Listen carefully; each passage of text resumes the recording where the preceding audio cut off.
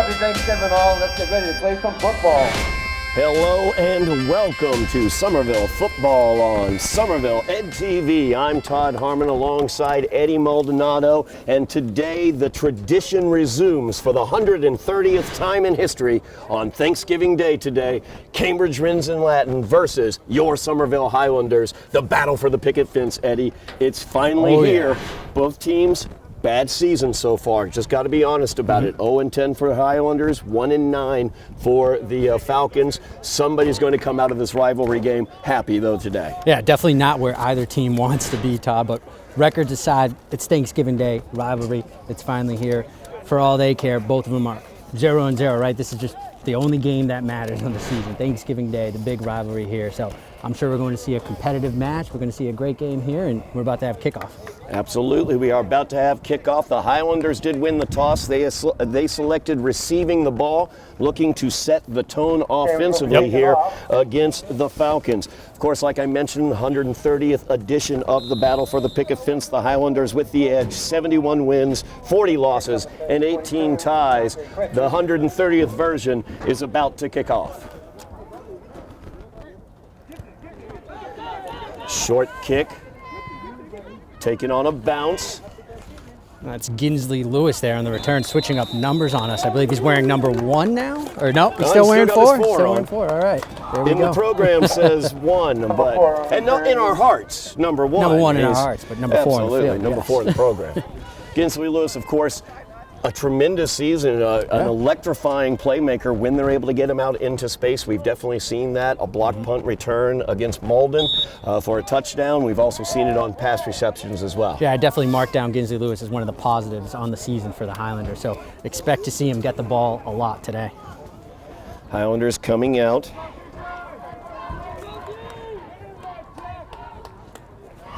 In at quarterback, Edgar Lopez. Tight formation for the Highlanders. Here. Yeah, Lewis in motion, gets it on the jet sweep. Swallowed up rather quickly there by the Falcons for no gain. Yep, no gain there for the Highlanders, but you kind of see already what they want to do. They asked to receive the ball. They want to set the tone here and probably a heavy dose of the run game here. They came in heavy, and we're going to see probably a lot of Lewis, a lot of Philemon out of the backfield as well, I would have to assume. Cambridge, of course, 1-9 on the season. Their lone win against Waltham. They put up 46 points, did Cambridge, in that game. They also put up 22 points against Medford earlier in the season. So an offense for Cambridge that can get stuff done. Definitely. Good idea to keep them off the field. Oh, yeah. So the Highlanders spread that formation now. Another jet sweep opportunity there as Fidindi Francois is taken down in the backfield. Great tackle and penetration there by the Falcons. Number 52, William Kaufman, taking him down. Yeah, William Kaufman sniffed that one out. There was nowhere to go for Fidindi Francois there. It's a good job defensively for the Falcons. Yeah, loss of 5 on the play brings up a 3rd down and 15. Not what the Highlanders wanted here on their first possession. Yeah, the Highlanders definitely don't want to get caught into a down where they are forced to pass. Their strength is running the ball, trying to be a little bit more physical up front. When they're forced to pass, that's where mistakes could happen. So they definitely want to stay out of 3rd and long. Highlanders with the 4 wide receivers, 2 at the top, 2 at the bottom of the screen. Man in motion is Tenzin Gazar. Pass downfield by Lopez, looking for Lewis. It's intercepted. Actually, he goes down on a knee, so it's an interception right in front of midfield at the Highlander 49-yard line. I believe I didn't see who that was. That was number 3 there. Evan Fay with that interception there, just an underthrown ball. Lewis wasn't able to adjust back to it.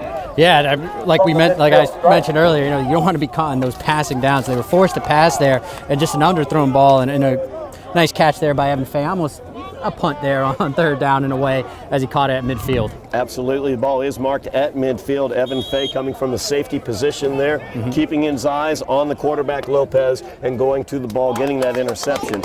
So now the Falcons will take over at midfield for their first possession of the game. Great field position here for the Falcons. Yeah, nice start here for the Falcons as they're going to have good field position at the 50. And as we mentioned, they have the offense to score. So Highlanders need to be careful here. Short field. Let's see what the Falcons can do.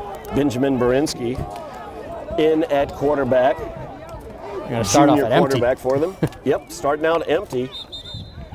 Flag on the play. They were going to try their own version of a jet sweep, but we have flags all over. That's going to go against the offense. They tried to get it to Dante Christie.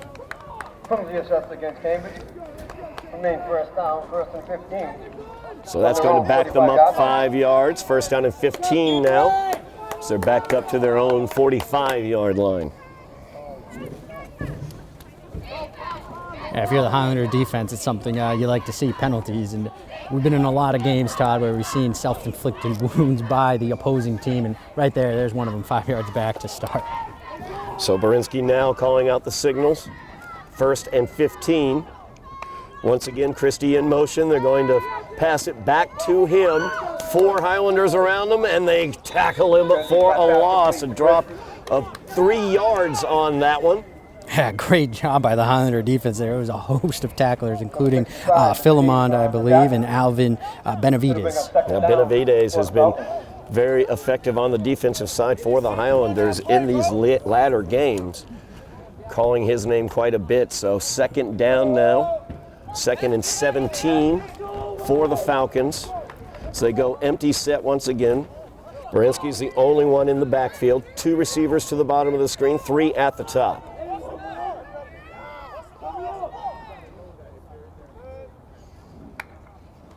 Aiden in motion. The give is to Christie again.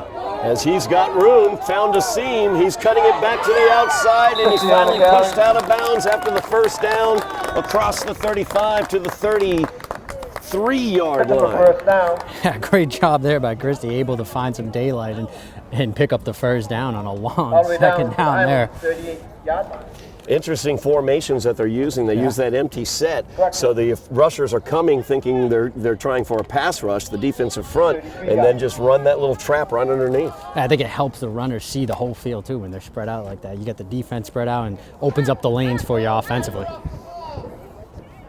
Now Remy Williams-Gerard in the backfield with Berinsky, 4 receivers out. 1st and 10 for the Falcons. Nice job there by the Highlander defense. Job. Great penetration. I'm trying to see who got in there first. I believe that's number 66 for the Highlanders there on the tackle, or initial hit there. Yep, Joey Gutenberg. Number 4, loose on the tackle. Going to bring up 2nd down. 2nd down now, another tackle for loss for the Highlander defense there.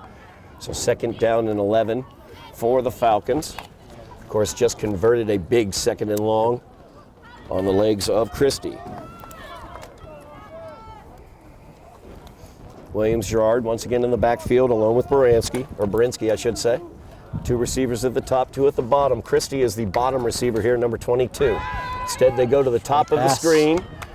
A little underneath, slips a tackle, and he's through across the 10-yard line to the 8-yard line. To Tauber. Tough more than enough for a 1st down. Tony Tauber for Somerville.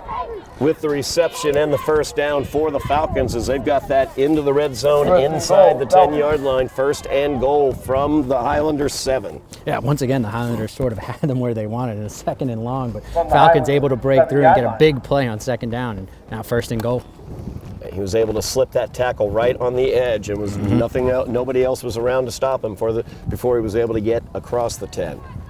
Berinsky now calling out the signals. He'll keep it himself up the middle, looking for some space there, and he breaks through for the Falcon touchdown. And it actually looked like it was a direct snap to Dante Christie there, I believe. Yep. Oh, was it Christie who had it? Christie. My bad, I missed that. Little trick on us there. So Christie able to take it right up the middle there for 6 for the Falcons. So the Falcons strike first here in the battle for the picket fence. Take the 6-0 lead, pending the extra point.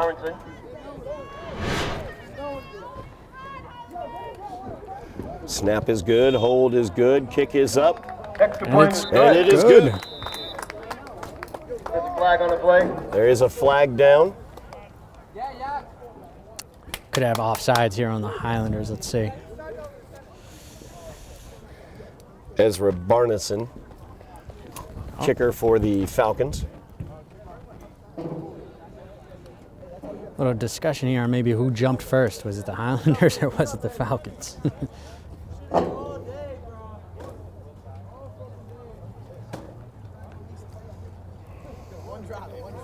Discussion turning quite lengthy now. Yeah. Might be discussing Thanksgiving side dishes at that point. There you go. I'm more a fan of stuffing with no fruit in it. Yes, and one I of the agree. refs is like, no, there's got to be fruit in that stuffing. I like that. I like that. Give me some raisins, some cranberry, something like that. It was a stuffing discussion, but they wiped away the They flag. wiped away the flag there, yeah. All right, so Falcons. 7-0 now. The score is the Falcons get that opening touchdown and get the extra point as well. They will kick it away to the Highlanders. Falcons striking first with 7 minutes remaining here in the first quarter. I Eddie. know the Highlanders got the ball first and really wanted to set the tone, but the script was flipped on them there, and Falcons were able to get that turnover, turn it into 7 points. So nice job offensively for Cambridge there. Defensively for the Highlanders, they showed the ability to stop the run at times, but they got to stop those big plays, especially those 2 big plays on second down. That's what ruined the drive for them. Dante Christie ran for the touchdown. He'll also take care of the kicking duties, apparently, here, kicking off. Looks like we're missing a We're man here down on a the Falcon. kickoff. Yep. Back deep for Somerville, number 4. And that will be the 11th Falcon joining the field there is Antonio Torres now on the field. And Christie will kick it away. A little onside kick. Good job by the Highlanders nicely jumping done. down on it. Victor Santiago. Recovery. Nicely done by Victor Santiago. Most players might try to pick that one up. He just jumped right on it and made sure they get good field position here. Absolutely. You know, the football's got those 2 points on either end, and it makes it bounce around and do really weird things. Yeah. So don't try to pick it up. Just jump on the thing. Yep, just play it smart, take the field position, and now your offense is coming out again and looking to score a touchdown here. The Highlanders offense looking to answer back here after the Falcons scored. Falcons had a 50-yard drive after an interception. Highlanders looking for a better outcome here offensively. They have 3 receivers at the top, 1 at the bottom. Edgar Lopez, quarterback for the Highlanders, calling the signals. He gets it, tosses out to the left-hand side to Dindy Francois. Francois makes one man miss, cuts it to the middle. He's brought down after a gain of about 6 yards, maybe a short 5 on that one. 59, ready on. Good gain on first down for the Highlanders. Yeah, and that's where the Highlanders have had success when they've had success this season. It's those short passes, getting it to your playmakers, and make a move in open field. So nicely done there by Dindy Francois. Francois Ginsley Lewis as well. Both of those players very, very exciting in the open field when they're able to get into it. Orlinsky Philemon, we've seen him as well as a great running attack as well. So some talent out there for the offense if they can get it into the position to be effective. Yep, getting that rhythm. Francois in motion, fake to him. Lopez keeps, he tries to get around to the corner. He's gotten around 2 Falcons. He gets back to the line of scrimmage, loses the ball right as he turned the corner, but it goes out of bounds. We're going to see where they mark this. He's going to end up with a gain of about 3 or 4 on the play. It's going to bring up, actually, it's a very nice gain of about 4. It's going to bring up a 3rd down and 3. Now it looks like I thought the near official was the one making the mark. And I think that's what they're discussing here. yeah, I think we have the sticks lined up in one spot and the ball in another. It's the near official seemed to be marking it 2 yards forward, but I think the rule is where he fumbled is where the ball's placed, not where the ball landed after. If it goes directly out of bounds. Exactly. So a 3rd down now and 3 for the Highlanders. Still a makeable down and distance here for the nice Highlanders. run there by Edgar Lopez. Turned nothing into something. Francois in motion. Lopez as he gets the ball tipped. That was a hard hit there. Williams Gerard just came flying in and tipped that ball at the same time from behind. Lopez took a hit. But he's able to get up. Tough kid there. Now he goes to the sideline as it looked like the Highlanders are going to go for it here on 4th down. Yeah, they're going to go for it. 4 down territory here for the Highlanders. Right around midfield. So they have it on the Falcon 49-yard line, looking to get to the Falcon 46 is the down, or the line to get, I should say. And that play was there for the Highlanders. You saw what the idea for Edgar Lopez was to get rid of the ball quickly, throw it to one of your wide receivers, and just pick up the 3 yards that you need. So wouldn't be surprised to see that same exact sort of formation, that play again here.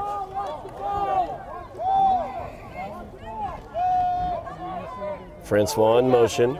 3 at the top now for the Highlanders. Tenzin Gazar, the middle receiver up there as well. And we're going to have a timeout taken. Someone will take the timeout. Lopez did not like what he saw and went ahead and took the timeout. Yeah, they put a man in motion, probably trying to read the defense a little bit. Didn't like it, so take the timeout here. Absolutely. Good job there by Lopez. Makes the right decision in that case. Reset the offense, see what they can find. Yep. Definitely. And offensively here, the Highlanders definitely most likely going to look for those quick passes again. I wouldn't imagine a run up the middle. It might be what the Falcons are waiting for. So a quick pass, get it to your playmakers, get upfield.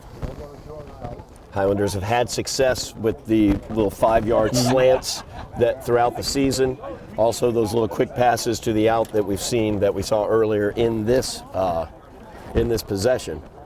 Important fourth down here for the Highlanders early in this game. 5:12 remaining in the first quarter, but already down by a touchdown. So the Highlanders looking to answer back here. Hey, you don't want to give it back to the Cambridge Falcons here with this field position again and let them go another 50 yards.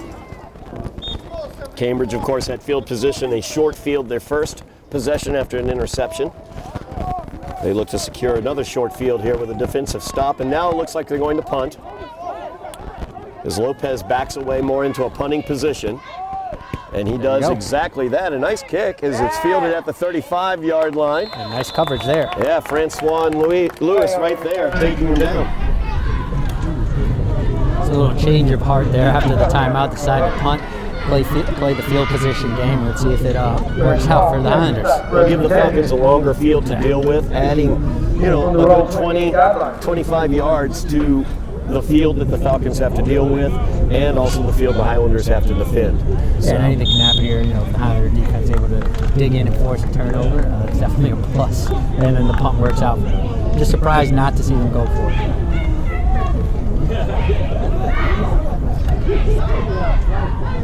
Falcons now out. Benjamin Berinsky at quarterback.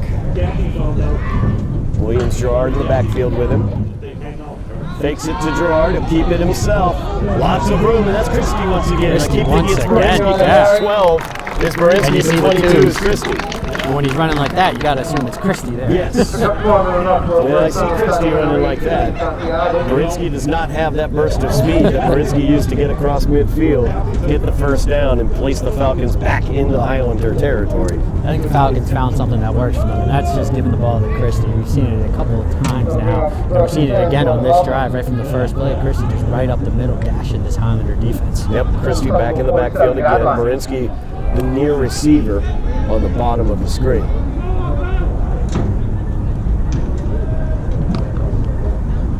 And Christie with an option look there. Good job by the Highlander defense as they stayed at home. Alvin Benavides did a great job there staying at home, taking care of that option look. Yeah, make sure you read your keys and staying disciplined there, and it was a great job by Alvin Benavides there. And that's definitely what the coaching staff wants to see more of, because the Falcons are going to be running these types of plays all day. No question about that, as they did gain a yard on the play, so it'll be a 2nd down and 9.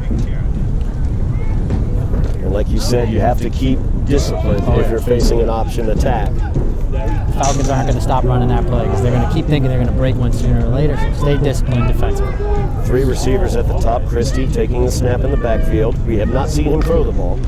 He is back. He will toss it out. And that might be one of the reasons why, as Jeremiah Eddy had that right in his hands and bounced. I think he was just surprised. Yeah. I think he put his hands up and was just amazed the ball was there. What a great job by Eddy there. You wish he would have caught it, but that was a great job. Yeah, great read. Great read. Yep. And we've seen Eddy make those type of plays before. I think he's had a scoop and score, a pick six earlier in the season. So he's a dangerous player defensively there for the Highlanders. Also from a wide receiver position, we've seen him make some critical plays as well, so no question in the athleticism. Falcons now 3rd and long, 3rd and 9, their first 3rd and long of the game thus far.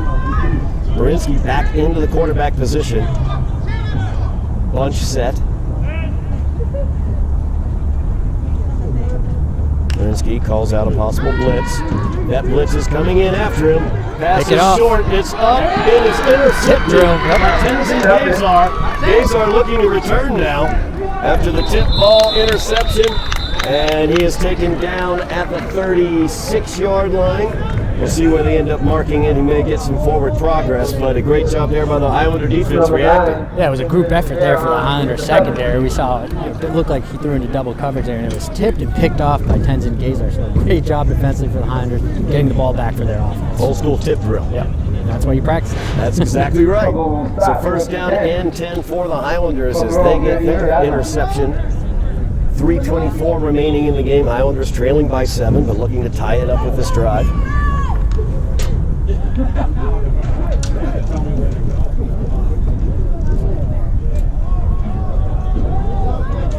Four receivers for the Highlanders. Ginsu Lewis at the top of the screen. Lopez looking out to Lewis. Short pass to Lewis. He tries to slip some receivers there. Watch that ball, Ginsley. You missed it last week, by the way, Andy. Ginsley had an interception late in the game, very, very critical time. Tried to return it and ended up fumbling said interception instead of just going down to the ground. So I can imagine. Yep. Got to control the ball. Ball security is a focus. You gotta, ball security is absolutely important. I know you want the extra yards, but keep a hold of the ball. Yep. He did in that case, though. So he gains a yard for forward progress. Second down and 9 now for the Highlanders. There'll be 3 receivers at the bottom of the screen. Ginsley Lewis, the lone receiver, at the top. Lopez looking to get it out to Tenzin Gazer, and that is incomplete, tipped. Once again, the pressure right in Lopez's face. Yeah, Lopez again just not having the time to throw, and that play was there for them as Ginsley Lewis was open and he had blockers in front of him. So tough break there for the Highlanders, just trying to get it to somebody there in the open field.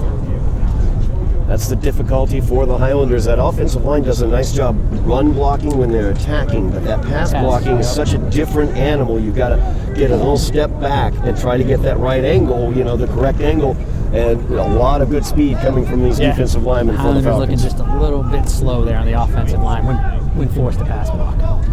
So third down and 9 now here. Trip receivers to the bottom. Lopez looking to the top, looking to Lewis. He puts it up. Lewis, there you go. Catches it. And he's downfield out of bounds at the 31-yard line of the Falcons. A first down for the Highlanders. Great job there by the Highlanders. We saw Edgar Lopez just throw that one up and give his receiver a chance, and a great catch by Ginsley Lewis, and able to reel that one in and then get out of bounds. Yep, Ginsley Lewis did a great job on that. We talked about his athleticism, definitely showed it on that play. Going up and getting that ball at its highest point. I think all season, all we've been asking is, throw that ball up there. Give your playmakers a chance to go make a play. And we saw it right there for the Highlanders. So 2 minutes remaining in the quarter. The clock is running. Highlanders down by 7. Fakes it to Tenzin Gazer. Lopez, good burst of speed through the middle as he gets down 9 yards, close to the Highlander first down. Yeah, great read there by Lopez. It looked like it was sort of a read option there. He could have handed it off to Tenzin Gazer. It keeps it right up the middle, and great positive yardage for the Highlanders. Great first down pickup. Brings up second down and 1 for the Highlanders as they are driving, looking to tie this game up, trailing 7-0. Minute and a half remaining in the first quarter. Highlanders look like they're building some momentum here, Todd. No doubt about it.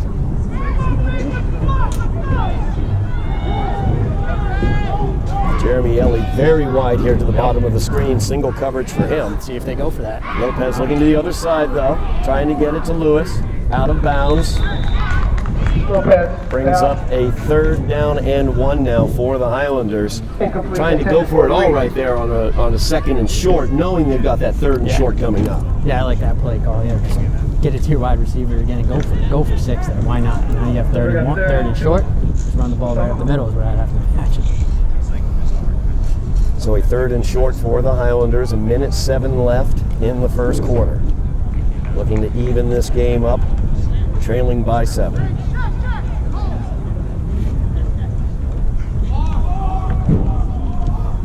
Highlanders got into this position on a 30-plus yard pass reception by Ginsley Lewis. He is lined up at the far side, top of the screen. Single receiver at the bottom is Jeremiah Ellie after Francois goes in motion, and there's a handoff, a nice cutback, and a first down for the Highlanders as Jaden Prevalent gets the first down. Great job of running there by Jaden. Yeah, and that was Prevalent's first run here for the game, and a great job to pick up the first down and then some.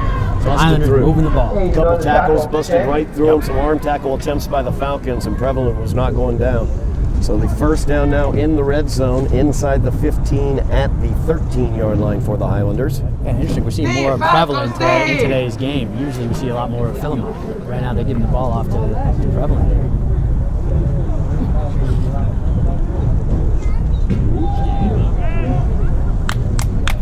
First and 10 here for the Highlanders. Francois in motion. Short snap. Fielded on the ground. Lopez breaks through one tackle but can't get past anymore. He might have gotten that back to the original line of scrimmage. I don't believe so. He may have lost about a yard on it. Yard, half a yard loss, it looks like. Yep. But looks like that's going to bring us to the end of the quarter. It is going to end the quarter as the clock will tick down. We're moving to the other side. Highlanders trailing by 7-0, as we move to the second quarter of action in the battle for the picket fence. Of course, last year we did not get the traditional battle of the picket fence. 130th iteration, I should say, of the battle of the picket fence here today. No game last year due to the COVID-19 pandemic, but so great to be back at Russell Field for the opportunity for the battle of the picket fence today. Oh yeah, it must feel good, especially for these players after sort of taking the last 12, 18 months off, right, of no football activities and everything that was going on. So it must be nice to be here on Thanksgiving, be able to bring back this rivalry and play in this game. And competitive first quarter, I'll tell you the truth, Todd. It's sort of what we expected, right? Two teams coming in, records aside, they're going to go after each other today and really run the ball, and they both want to come out of here with the wins. It's the last game of the season. You want to end it on a positive note, and we saw a lot of action there in the first quarter. No doubt about it. Both teams, tough seasons for them. Highlanders, just to be specific, and this is across the board for Highlander athletic programs, they've been road warriors, not only dealing with COVID-19, but also dealing with the renovations at Dilboy Stadium as well as the Bruin Fieldhouse. And the Highlander football team was able to get back into Dilboy Stadium last week. That was great to see. We got to see the reopening of Bruin Fieldhouse with an alumni game for the Somerville girls basketball program. And if you haven't seen that, that's on the YouTube channel as well. Feel free to take a look at that. It was a really fun night. But the coolest part is you can see that new facility that Bruin has been built into. And so looking forward now, it's a great opportunity for Highlander programs moving forward, finally not being road warriors as they have been. Yeah, it definitely must feel good not to constantly be on the road, and especially when you get a big, new, shiny stadium or, re-up, revamped, and same thing with the high school there. So it's good to see, Highlanders moving in the right direction. So a second down here to open the second quarter for the Highlanders. They have it at the 14-yard line.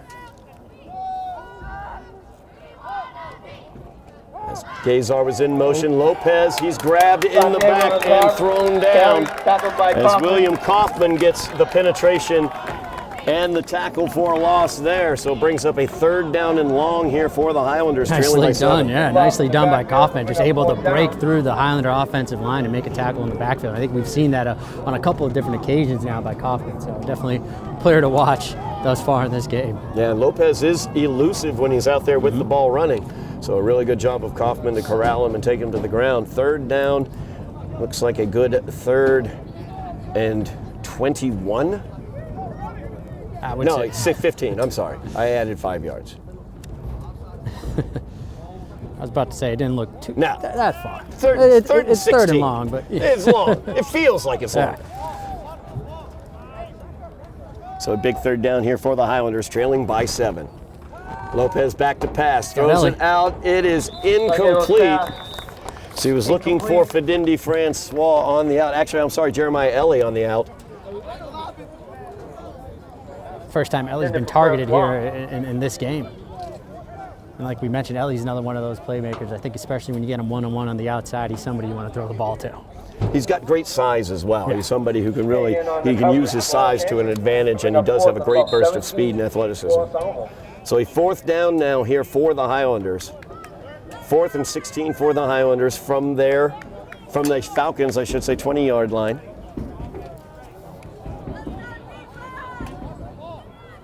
Now they can pick up a first down without getting a touchdown here, but it almost looks all the same from that. Well, the line to make is about the 3-yard line. So Lopez is back to pass, gets away from the pressure. There you go. He has him downfield. He's got him open, and Tenzin Gazar is open for the Highlander touchdown.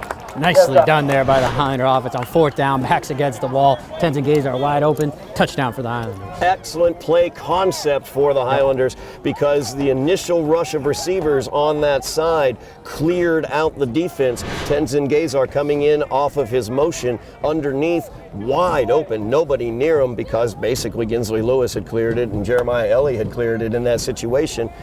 And a great job by Lopez, feeling that pressure from the right, snuck right up underneath it and found the open man. That's one of those flood plays, I believe they call them, where they just flood everybody to one side and one man just sneaks out, and it worked perfectly there for the Highlanders.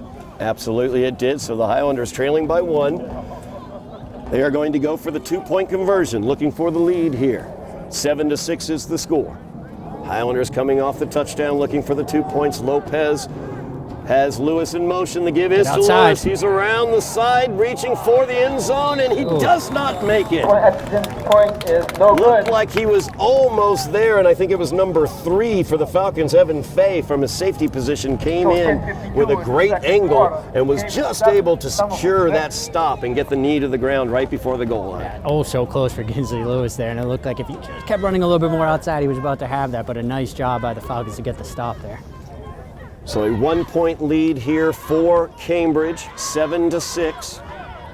10:52 remaining in the half. So the Highlanders score a touchdown on the pass to Ginsley Lewis. Oh, I'm sorry, not to Ginsley Lewis, Tenzin Gazer, my bad. And it's good to see Tenzin Gazer involved a lot more with this offense, something we hadn't seen too much throughout the season, but Tenzin Gazer, one of the many seniors here for the Highlanders, and he's getting some action on Thanksgiving. So yeah, Tenzin was somebody we've mentioned his name quite frequently throughout the year, but more on the defensive side of the ball. So it's great to see him also getting involved in the offense. The kick for Somerville. Here is the kick for the Highlanders. Mike Foster kicks that one away. It's fielded at about the 18. Good return here. And a flag around midfield as the return by Tony Tabor.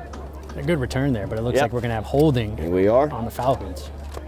We are going to have holding on the Falcons well away from the play. Yeah. Basically, I think a Falcon had a Highlander down on the ground and was sitting on him. Things get a little physical and aggressive here on this rivalry, Todd. It does. I've been watching this rivalry since 2013, broadcasting these games since then, and every single year the tensions are a bit heightened. The games as well are always seems to be extremely exciting. They always close just incredibly exciting. So stay tuned, everybody, because this will continue. It's a 1-point game right now, and it will continue to be crazy, I'm sure. It's 10:45 remains in the half. Falcons taking over at their own 32-yard line. It is Christie taking the snap in the backfield. And he hands that one off. Williams on the carry. Runs out of bounds. As Williams Gerard forced out of bounds after a gain of about 5 on the play. And a nice job by the Highlander defense there, staying, again, keyword discipline, and making sure they didn't let him get outside, forcing him out of bounds there. Another option play, it looked like there. He had the option to keep it himself, did Christie, or hand it off to Gerard, and he handed it off in that case. So a 2nd down and 5 for the Falcons. Christie once again taking the snap in the backfield. 3 receivers at the top of the screen for the Falcons. Gerard now in motion. Christie will keep it to the near side. Slips through a couple tackles. He's got a lot of speed there. Good job by Jason Tuwali. As Tuwali was able to get him down from behind, Tuwali did a great job getting a hold of him through that burst of speed. He did get the first down, but he could have gotten a lot more without Tuwali. And Tuwali, a defensive lineman there, just chasing from behind, so a nice job to be able to make that tackle, because Christie might have had 6 on that play. Yeah, Christie, just a burst of speed right as he got around the corner. Had 2 Highlanders around him. There were blockers in the position as well, but showed that burst of speed for the first down, almost to midfield at the Falcon 49-yard line. 1st and 10.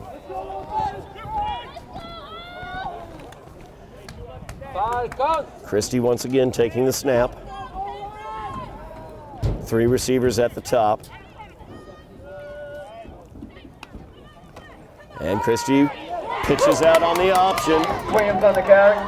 And Williams gets it across The tackle. to near the 40 and near the first down. We'll see where they mark it. It looks like they're going to give him the first down on it. Let's see here. It's right at the marker. Yep. And they are giving him the Moving the first down. chains. Picks up a first down. Just a quick option there and nobody on the pitch, man. Yeah, nobody was there, so an easy first down pickup for the Falcons. Yep, option to the short side of the field. The defense didn't have anybody on the First pitch. and 10 from the And Somerville Williams was 39 able to get yard that one for the first down. So the Falcons moving the ball, leading by 1. First down and 10. Clock is rolling, 8:20 remaining in the half.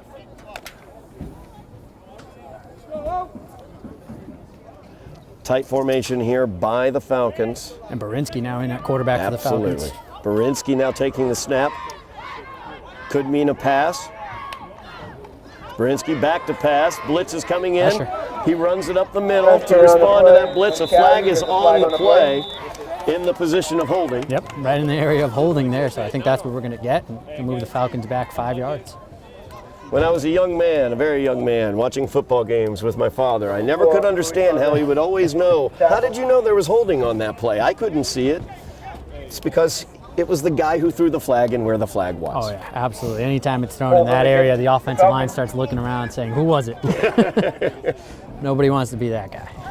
Every offensive lineman does not want their number called out. And every offensive lineman doesn't think they're holding. That's true. Well, there never is holding according to an offensive lineman. True. But that will back them up, and it is a foul from the location of the foul. So it's going to back them up 10 yards from the location of the foul. So it'll really back them up about 14 yards. And interesting, they're going to keep Barinsky in at quarterback here, and you're going to have Christie to the bottom of your screen. Three receivers at the top, but the dangerous Christie at the bottom. Williams in motion. Barinsky, nice pass there. Great job. Finds his man over the middle. That had a little mustard on it. As that was complete to number 9, Aiden. Number 9 gets there on the tackle. So Aiden gets a big gain there, a gain of about 12 yards there, brings up a second down and 5 for the Falcons. A great job on a first and long. Yeah, great pass there by Barinsky, and Aiden just sort of sat in the zone there, found the hole in the zone there, and just sat there and was able to make a great catch.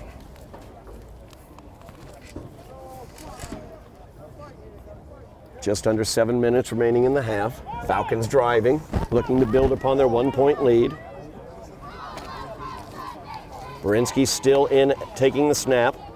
Looking to pass. Play action fake, looking to the outside, trying to get it to Christie. He had pressure all over him as Jeremiah Ellie was in there, as well as Alvin Benavides pressuring Barinsky and making that an errant throw.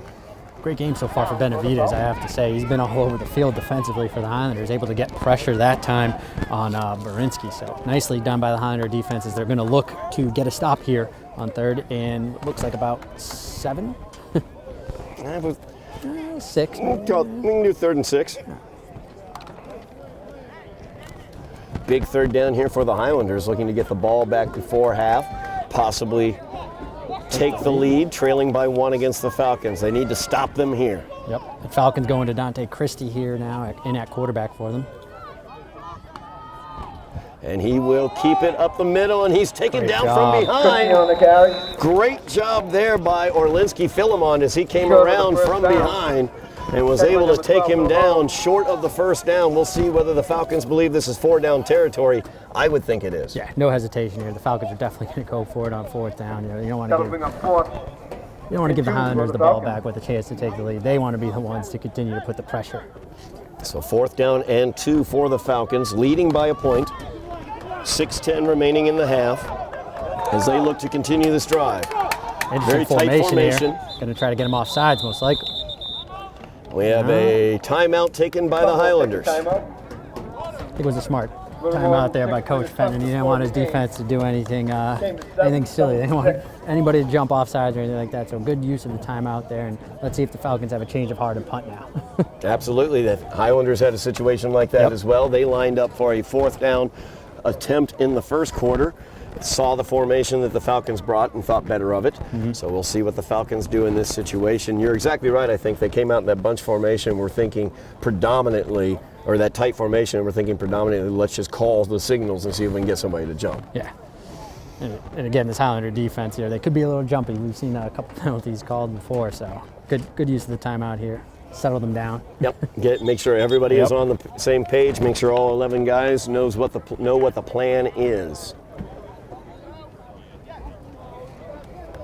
Big fourth down attempt here for the Falcons as they lead by a point, 7-6. They scored after a Highlander interception in the first quarter. Highlanders answered back here in the second quarter. Christie will keep it, leaning forward. He gets the first down and more as the Falcons power that across the 30-yard line to the 28. Yeah, smart move there by the Falcons. Just quick snap, getting right up the middle. Highlanders were probably not expecting the quick snap there, so nice job by Christie, able to pick up the first down. So a first down and 10 here for the Falcons as they mark it at the 29-yard line. 5:45 left in the half. Clock is rolling. Falcons are content to let it roll. Absolutely. Yep. They do not want the Highlanders to get the ball back. And of course, they'd like to add on to their 1-point lead. Christie still taking the snap. Berinsky at the bottom of the screen is the lone out. 3 receivers at the top.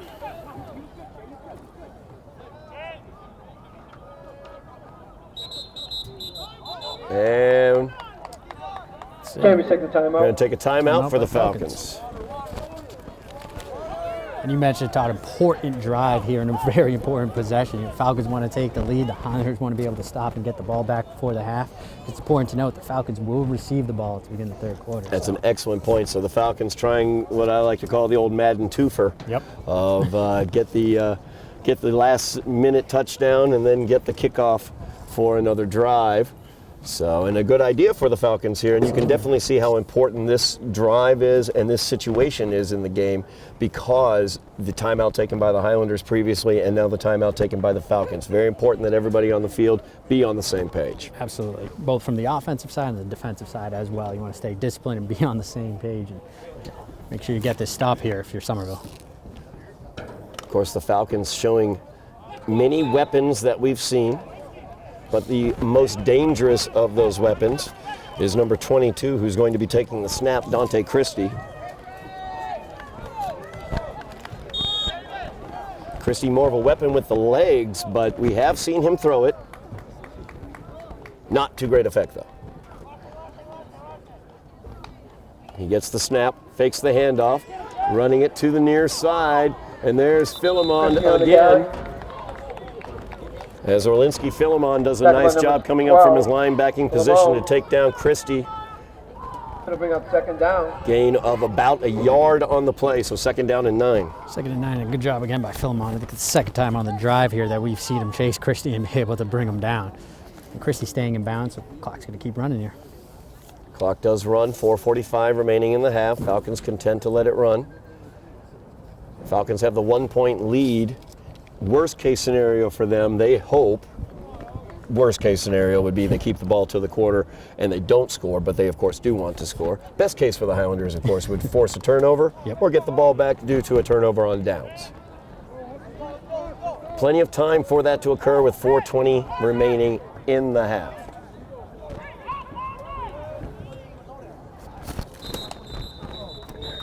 And another timeout being taken by the Falcons. Can't take the timeout. Aiden went in motion, number 9, and immediately the coaching staff for the Falcons taking the timeout. I don't think he liked what he saw there. I think he knew the Highlanders were ready for whatever play was coming. I think you are exactly correct. So 4:13 remaining here in the half. Falcons leading by the point, 7-6. Second and 9 is the down and distance. Falcons taking their second straight timeout. Yeah, the game is slowing down a little bit now that we're on this side of the field because the Falcons are being very cautious as they don't want to have a turnover. They want to take the lead here. So both teams with a turnover today. As the Highlanders threw an interception on their opening drive, that turned into 7 points for the Falcons, and then the Highlanders got an interception. And they turned into points as well for the Highlanders, 6 points, as they weren't able to get the 2-point conversion. Exactly why we haven't seen too much passing here. Excellent point, but Borinsky now back at the quarterback position, taking the snap. We've seen he has a good arm. There we go. He is back to pass. Oh. Instead, he will tuck it and run. He is tripped up by Ginsley Lewis, just short of the 20-yard line and the possible Falcons first down. So they will mark it at the 21-yard line, leaving a 3rd down and 2 for the Falcons. Yeah, that was a nice quarterback draw there by design for the Falcons, as Borinsky looked like he was going to drop back to pass, but saw the wide open green field there and just took it. Well, the last time we saw Borinsky take a snap, he threw that laser on the to Aiden, I believe. Yeah, to Aiden. So I can definitely understand why the Highlander defense would kind of think he's throwing. So a 3rd down and 3, we'll call it actually. Borinsky still taking the snap. Christie is at the bottom of the screen. Borinsky back to pass. He throws it out as Williams Gerard has it. He's looking for the corner, and he has the Falcon first down just across the 19-yard line. So Williams knew exactly where he needed to go, and he got there for the first down. Yeah, right when he snapped the ball, I think he knew he was going to go right to Gerard, and all the Highlanders had to do there was make an open field tackle. Fortunately, unable to do so, and Gerard picks up the first down for the Falcons.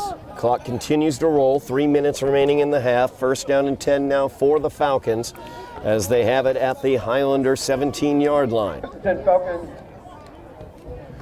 Borinsky over on the sideline, 17-yard line. getting the signals. Roy Howard, head coach for the Falcons. So 1st down and 10. Borinsky still in, taking the snaps. Finding Christie, he's at the top of the screen. Falcons in no hurry to snap this ball. And they definitely aren't, and they're going to be penalized for it. As that is a delay of game going against the Falcons, backing them up 5 yards. It's also stopping the clock with 2:26 left on it. Yeah, their plan sort of backfired there. They were sort of taking their time, but taking too much time to delay a game, and that'll stop the clock. That clock now continues to roll after the offensive penalty, and they mark it off. So 1st down and 15, 2 minutes, 15 seconds remaining. Clock ticks. Highlanders down by a point. Falcons looking to add to that. Christie still located at the top of the screen. Borinsky still receiving the snap. Aiden in motion. The lefty looking downfield, and he finds Aiden right across in the middle. Found a soft spot in the zone, and nobody was there. Yep, once again, Aiden just found the soft spot in that zone, sat there. Nice pass by Borinsky, and that's 6 for the Falcons. Yeah, it looked like there was some pressure coming on the blind side of Borinsky, but he got rid of that ball in plenty of time to the wide open Mr. Aiden. And that will add to the lead. 13-6 is now the score. Minute 46 left on the clock, pending the extra point here for the Falcons. Ezra Barneson into kick. Snap is good. Hold is good. Kick is up, and it is good. So 14 now is the Falcons' total. 6 is where the Highlanders sit. They have a minute 46 left in this half to change that, as they will receive a kickoff here from the Falcons. Yeah, still plenty of time for the Highlanders to do some damage here and get some points on the board before going into the half. They have 1 timeout remaining, 1:46 to go here. So I look for the Highlanders to be aggressive offensively when they get the ball here.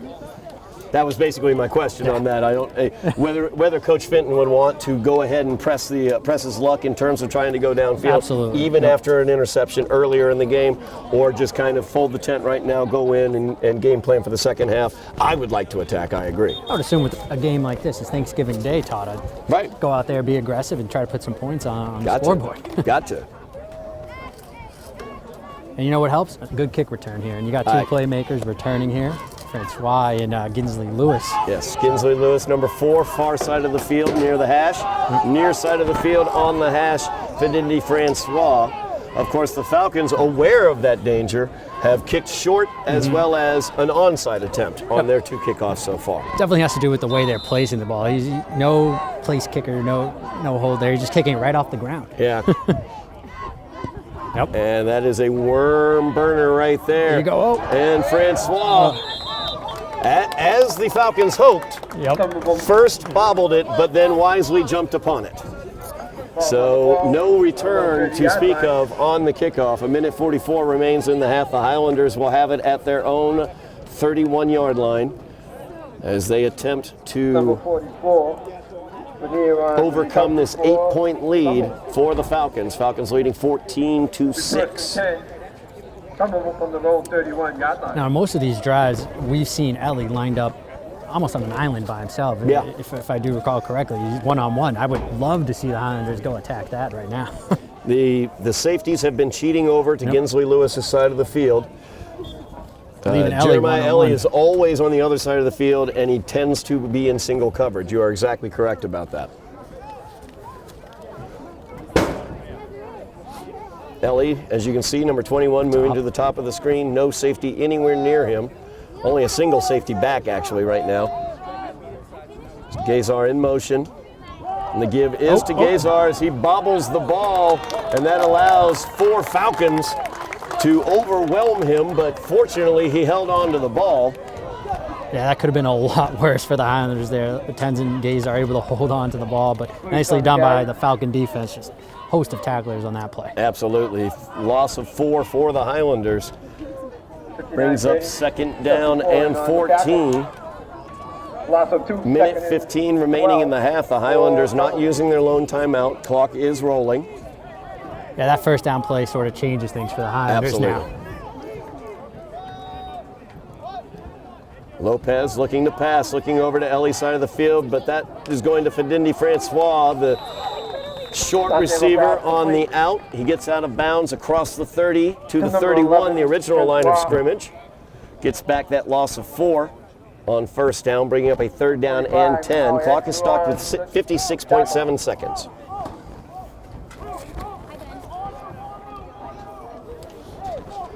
Gain of about 3, so 3rd and 10 for the Highlanders. Of course, the Highlanders do not want to turn the ball over in this situation, but they would like to take some shots downfield, or a shot downfield here. Yeah, it's a tricky situation to be. You take a shot downfield, it's incomplete. Stop the clock, and the Falcons get the ball back with some time. No question, as Lopez will look for that shot. So he gets it out to Francois. He's got the first down as he's pushed out of bounds.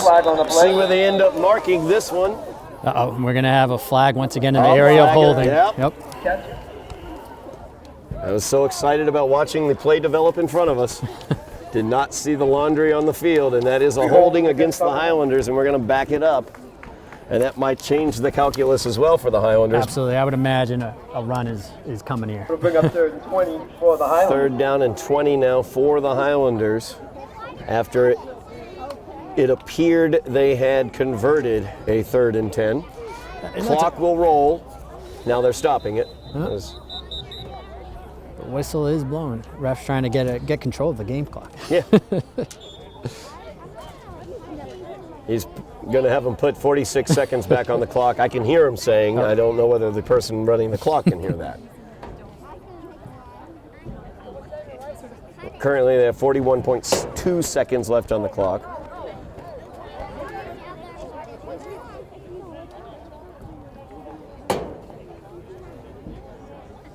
So we're going to have a little, almost a referee timeout here for all the for modern the technology, and we're just screaming to the press box. Yep, they're updating the clock as we speak. So yes, referee's waiting on that, and then we can resume play. That's right.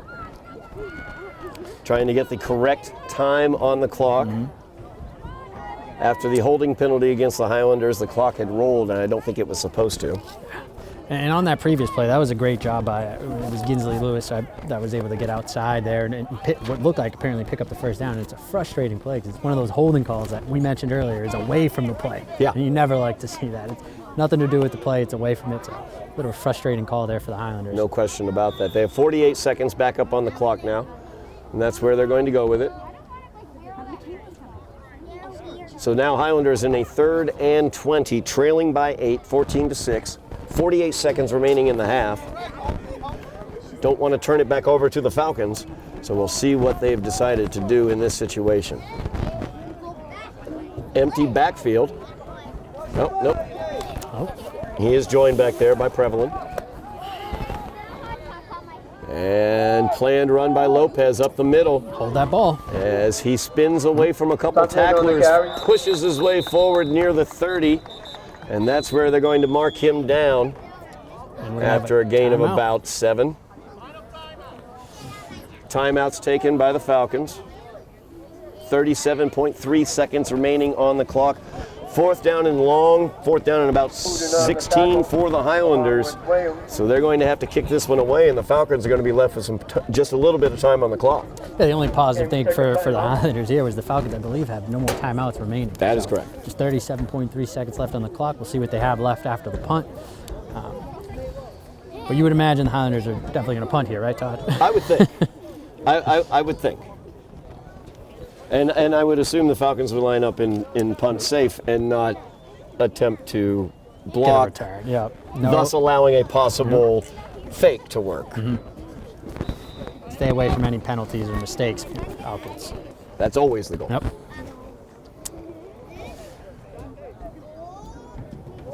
So Highlanders here with a 4th and long, 4th down and 16 yards, trailing by 8. 14-6 is our score. 37 seconds remaining on the clock. Highlanders in more of a punt set. Lopez has not stepped back yet. He's joined in the backfield. And now he will step back to more of a punting position. Christie back to return. Very dangerous player.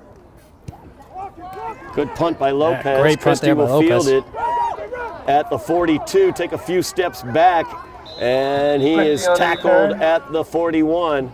Good job by the coverage by the Highlanders, as it looked like Ginsley Lewis was down there. Also, Jeremiah Eddy was down there. Fidini Francois made the final stop. That's all you could ask for if you're the Highlanders. This is a great punt by Edgar Lopez, and now you put the Falcons in a position where they don't want to make a mistake either in the position that they're in. It's 27.8, probably take a couple shots here deep, but I won't expect too much offensively from the Falcons with no timeouts. Exactly, no timeouts for the Falcons. They are leading by 8 points, so they don't want to make that critical mistake. 27.8 seconds remaining in the half. Of course, we also have seen that Borinsky has a good arm. Yep. And their receivers, at least, we've definitely seen that Aiden can find soft spots and open places in the field. And Lewis comes right across the goal line, or right across the line of scrimmage. I think he was claiming somebody moved on the offensive line. Yep. But doesn't look good for Lewis. I don't know why you would run unabated towards the quarterback, no matter what sort of movement you saw. Yeah. So we have a 1st down and 5 now for the Falcons after the 5-yard penalty. I think that does give us some indication of how the Highlander defense wants to attack in this situation. Be aggressive. But Ginsley Lewis aggressively looking to blitz.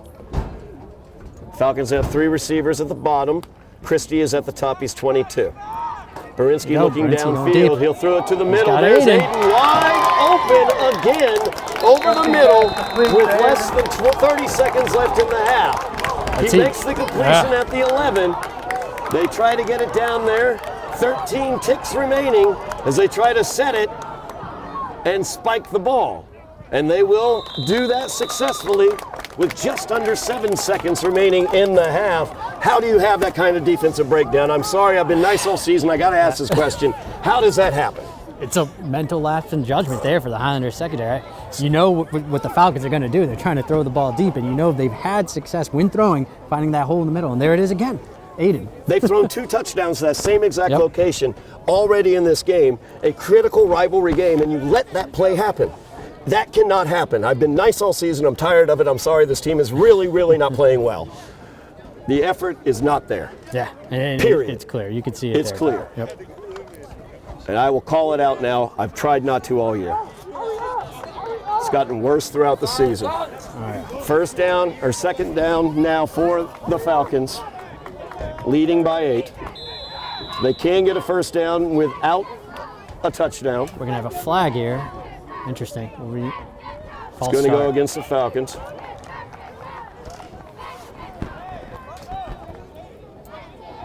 Six 6.9 was what originally remained. They let a little bit of a second go by, so 6.4 now listed on the clock. Back them up 5. We have a 2nd down and 15 now. Falcons can get a first down, but they wouldn't be able to do anything with it. You with imagine a 6 shot seconds. to the end zone right here. This is their shot. 3 I had to receivers guess, to the near side. Aiden Christie up the at the middle top. again, Todd. Good call. Aiden in motion. Yep. There he Berinsky is. back. Looking good defense there by the Highlanders. Pass incomplete. Very nice job as Prevalin went back. Broken up by number 22, Santiago. Intended for Todd. Prevalin was able to get the tip on that ball as he was able to get back there. But that does leave 2 1.9. ticks of the clock. 1.9 seconds remaining for another play here for the Falcons. Leading by 8, looking to tack on here at the end of the first half. Highlanders have allowed an atrocious drive here. Let's go! The Falcons have moved the ball down with less than 30 seconds from beyond midfield to the 14.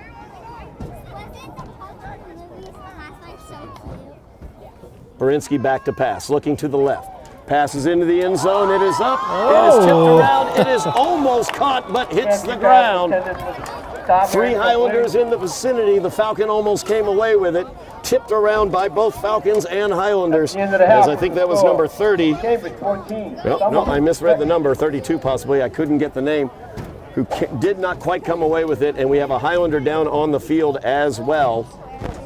As that is Prevalin down on the field. Prevalin laid himself out to stop that play. He there. certainly did, and he stopped the previous play. So, you know, Prevalin definitely showing the effort out there. No question about that for him. Good to I see hope somebody he's all right Todd, yeah. as they're checking him out there. But we're going to go to the half. We will update you on how young Mr. Prevalin's doing as we go to the half, Eddie. The Highlanders trailing in the battle for the picket fence by the score of 14-6. You are watching Somerville Highlander football on Somerville Ed TV. I'm Todd Harmon alongside Eddy Maldonado, getting ready for second half action here in the battle for the picket fence. As the Highlanders, as I mentioned, down by 8 points here going to the second half, and they will be kicking away to the Falcons, Eddie. Yeah, things got a little exciting there at the end of the first half, Todd, as we saw Cambridge look like they were about to score. Highlanders, or a great job by, we should say, number 20 for the Highlanders. Did a lot of work there, Jaden Prevalon, and we hope that he's okay here and returns to play. Great 2 tip passes in a row, was able to break up those passes and stop Falcons from scoring. Yep, I see Jaden right out there, number 20. He is the 3rd one in from the bottom of your screen on this kickoff coverage. So good to see Jaden out there as this kick is a short kick fielded up at about the 32, run out to about the 44-yard line is where it will be marked as Evan Fay brings that one out for the Falcons. So the Falcons open out with the 8-point lead as they were able to find pay dirt twice there in the first half, and they are coming out here ready, looking for it again. We've noted number 22, Christie, is the dangerous, Dante Christie is the dangerous factor there for the Falcons, but Laban Aiden has been kind of the most dangerous as he has been open on 2 touchdowns for the Falcons today. Yeah, Falcons offense has looked great in that first half. It almost feels like the score should be 40-6. Christie starts off with the ball. There you go. And Orlinski Philemon trying to bring him down from behind. In lieu of that, he tried to rip out the ball, neither of which worked. A first down for Christie as he gets across midfield down to the Highlander 42-yard line. Yeah, Falcons going back to what worked for them in the first half. Just get the ball to Christie. He's going to make some moves in open field and pick up first down after first down until they find the end zone. And they're going to keep doing that until the Highlanders can prove that they can stop someone here. Yeah, Christie tends to run to the near side. I've been noting Orlinski Philemon, number 12, coming from that far side linebacker position, although he does line up on the line itself, on the outside of the defensive line, but he's listed as a linebacker. Has stopped Christie a couple times from the backside, was not able to do it there as Christie gets the first down. As this one will be given off to Williams, and he busted it out to the outside, missed tackle there, second missed tackle on the corner, third missed tackle for the Highlanders. I'm going to start calling those out And a first down for the Falcons. If you can't tackle, the other team's going to score. Yeah, Highlanders in trouble there. Williams Rogers took that. It looked like a modern-day Marshawn Lynch running through the Highlander defense there. And again, Todd, to your point in that first half, it's all about effort for the Highlanders. Yeah. We need to be able to see that here, especially in a rivalry game on Thanksgiving where everyone's watching. We've got to hope that the Highlanders make a stop and dig in here. Absolutely, no question about that. Highlanders struggled with effort throughout the season, showing a really tough effort out there. We've seen it in spots throughout the season, but they seem to get very, very easily turned away. So let's see here, 10:15 remaining here in the third quarter, early on in the second half. Falcons already driving here, first down and 10 in Highlander territory. As Christie thinks about throwing, he's under serious pressure. He's keeping hold of the ball barely as he's brought down by Jeremiah Eddy. We called his name out a couple times today as well. Yep, Jeremiah Eddy has been a playmaker, mostly on the defensive side, but also offensively for the Highlanders, and that's somebody who has a high motor there. He's a high motor kid, and he's going to continue to hopefully show that here in this game. He's got a sack. Good job there by the Highlanders getting a sack on Christie. Second down now and long. Second and 16 for the Falcons. That'll bring in Berinsky for them, and it's usually the time where they like to use Berinsky and Aiden. That is correct. Berinsky, lefty quarterback for the Falcons. Very good arm. He's been very successful throwing to number 9 out of that slot position at the top of the screen. Second down, snap is in there. Orlinski Philemon on the blitz. He's going to force him to the outside. And Berinsky showing some speed as he gets to the corner and is able to get near the original line of scrimmage and past that to bring up a third down and about 8. Yeah, it looked like Berinsky was looking to obviously pass there on that play, but nothing really happened. They got pressure in his face, and he was able to use his legs and pick up some good positive yards for the Falcons. Good job by Orlinski Philemon getting in there, getting into his face and causing him to have to run that one instead of being able to throw downfield. So third down situation here for the Falcons, a great position for the Highlander defense to get a stop and get the ball back to their offense. Absolutely. Momentum could swing towards the Highlanders if they can get the defensive stop here, trailing by 8 early here in the second half. Christie is at the top of the screen, and too much time taken by the Falcons, as that's going to back it up. They're going to say the Falcons got the timeout just before. I guess the too much time. I didn't think they got the timeout in, but it looks like they did. I did not hear or see anybody calling timeout previous to the whistle from the back judge, but timeout is being granted to the Falcons. 8:14 remaining in the quarter. Falcons leading by 8. Down in distance is a 3rd and 9 from the Highlander 28-yard line. Well, heads up play by Coach Roy Howard there for the Falcons. Able to get the timeout in there. Didn't want the Falcons to be in a 3rd and 14, 3rd and 15 situation. So. Good. Falcons have been able to convert on 3rd and long situations a few times today. They've also been stopped a couple times as well. And this is easily 4-down territory, I would believe. Absolutely. So even a run here, if they don't pick up the first down, just get some positive yardage and put themselves in a position to get that on 4th down. Christie is the lone receiver at the top. Berinsky in, taking the snap.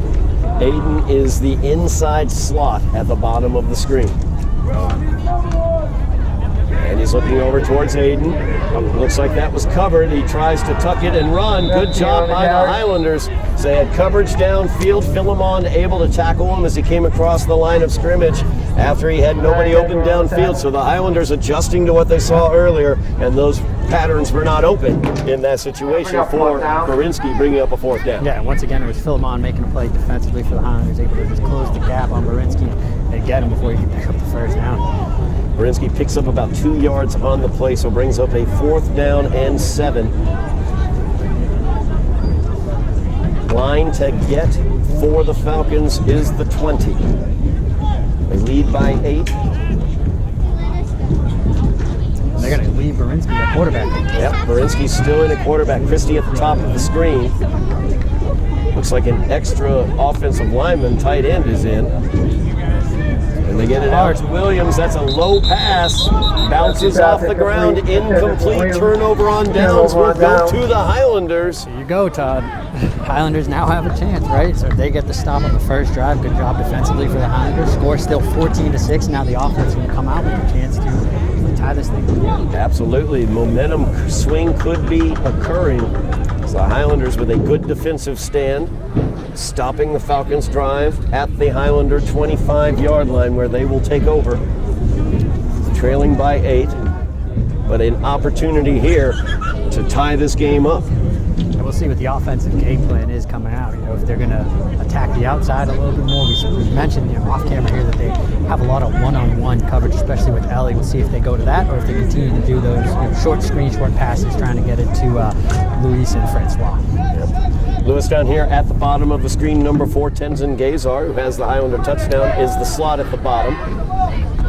And it's going to be a jet sweep as it goes to Fedini Francois. He's around the corner, avoids 2 tacklers as he leans forward for the first down. Great job there by Fedini Francois.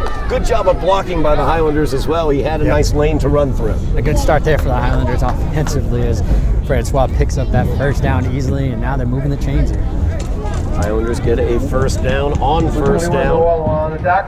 Move those chains. Trailing by 8, looking to get back in this game.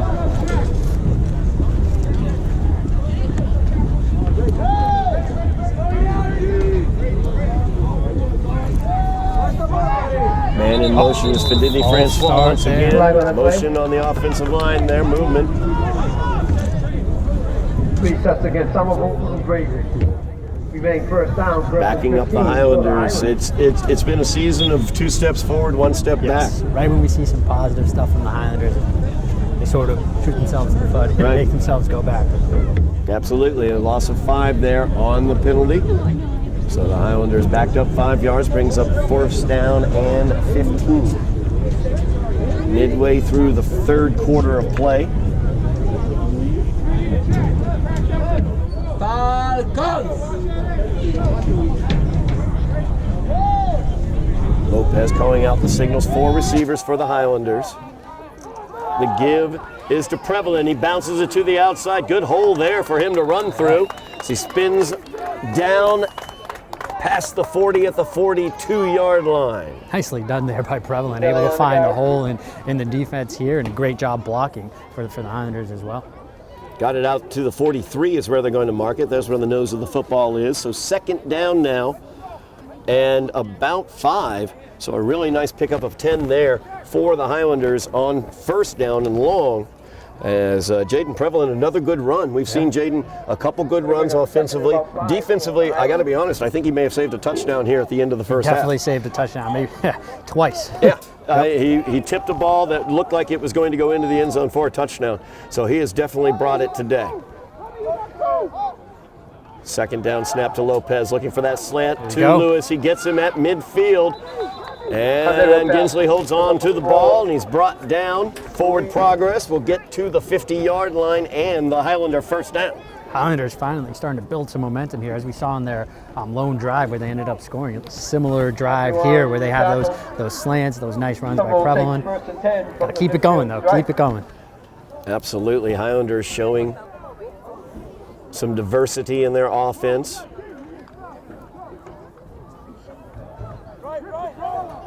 First down and 10 now from midfield. 4 receivers once again from the Highlanders in their base set. Fedini Francois is a fake to him. Here. Lopez keeps it. Looking for some blocks here to the near side. He'll cut it back. Trying to get away from the Falcons. He's finally brought down. I got to admit, Todd, whenever I see a great run, it was a good run there, I get nervous about ball security. Absolutely. Every single time. Absolutely. Highlanders have had some history of dropping the ball a little bit in the past. I really want them to hold on to the ball, and nicely done there by Lopez. Yeah, Lopez, a good job running there, trying to find the blocks. It's just the Falcons were coming in waves and were able to bring him down, but it took about 3 waves to get him down. Yeah, some nice moves. Gain of 3 there for Lopez, 2nd down and 7 for the Highlanders. It's Tenzin Gazar coming off. Slightly different package here for the Highlanders. Yeah, they're going to go heavy in the backfield, it looks like.